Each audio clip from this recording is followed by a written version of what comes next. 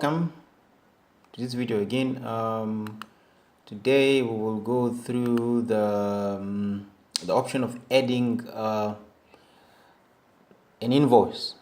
Let's begin. So after you log in your system, you'll be presented with the screen. I went through everything that is on the screen. So today we are starting about adding an invoice. There's a couple of things you need to do before you add an invoice. The first thing you need to do first of all is to add your products or your services that you would want to invoice someone or you would want to send a quotation about. So I'm gonna go on and then do that. So I come, for example, for this one, it's electrical consulting services. So I come into service here and then I add the service. So for example, I'm gonna call it I'm just gonna call it any name. Electrical, for example, electrical install, just something quick. Detail, maybe we say installing.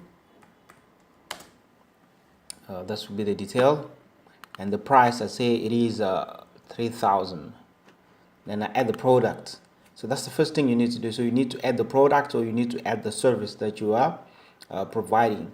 Then again, the customer that you need to invoice or you need to send a quotation to, you need to have that customer saved in the system.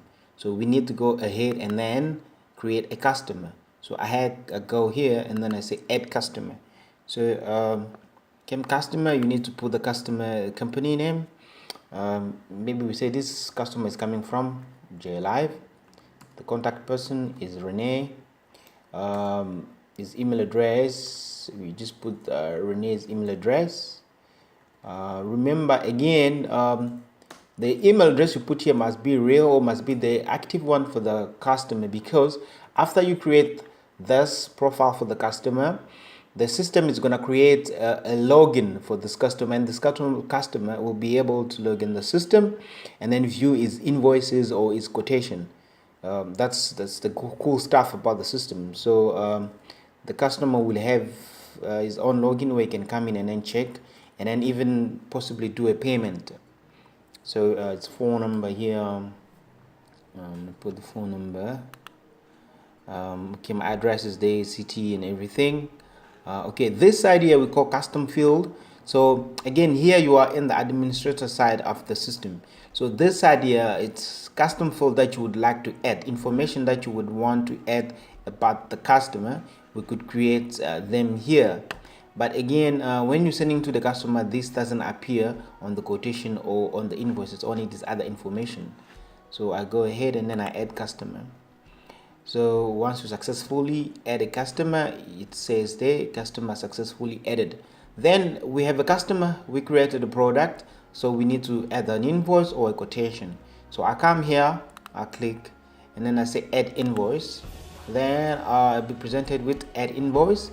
Then remember, you need to choose a date. So I'm going to say this invoice is for Monday the 27th. 2 p.m. You just need to choose the exact time and minutes and hours. You can choose any, actually, it doesn't really matter.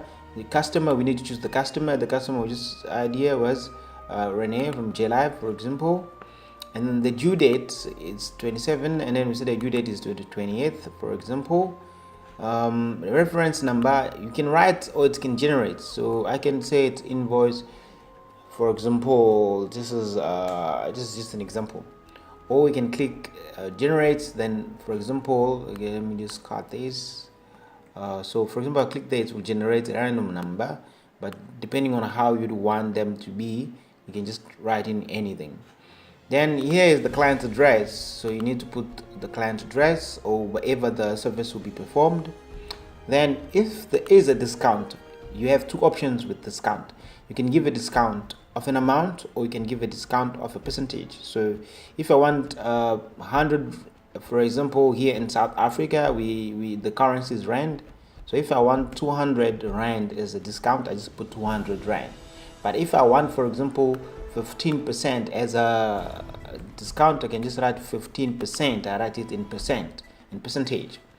Then if there's any tax, for example, here we are subjected to VAT, then you can put VAT, then so the person is paying VAT, and then you give them a discount of 15%, for example. Then this is very important, the status of this invoice or of the quotation, for example. So what you have to do here is you need to select. So we're gonna say it's a pending because we are about to send it to the customer. Or if it's one invoice that was overdue, or it's a cancelled one, you just choose the status of it. So here we say it's a pending one.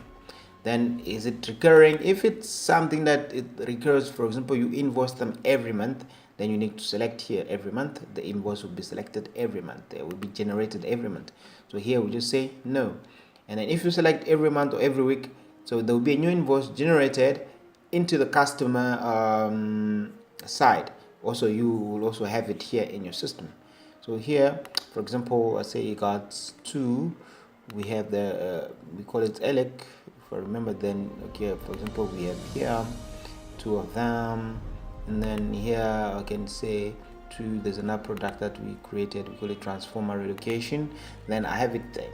Then again here you see there is a discount again. The discount that you see here is a discount for the singular product, for the singular item. But the discount that you see here is the discount for the overall. So if you just want to give discount on one thing, you just put it here.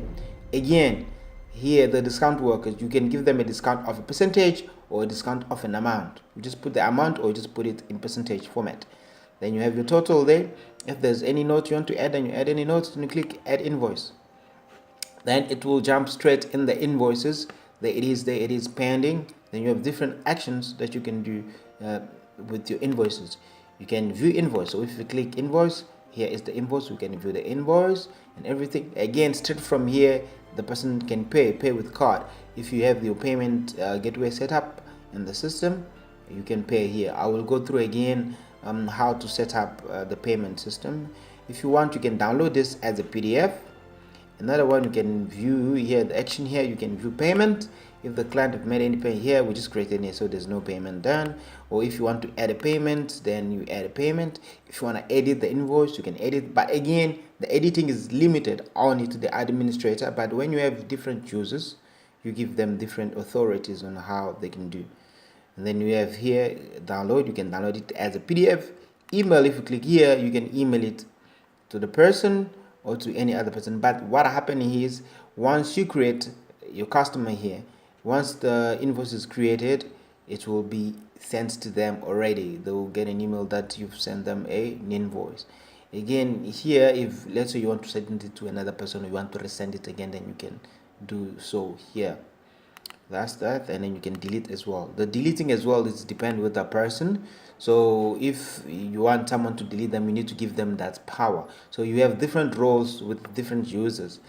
That's about adding. So once we add an invoice, it will take you here already in the list of invoices. So we are under the list of invoices. The same goes for quotation. So let's say we want to add a quotation. You just come here, you click add quotation. It's under the invoice and quotation. You just click the add quotation.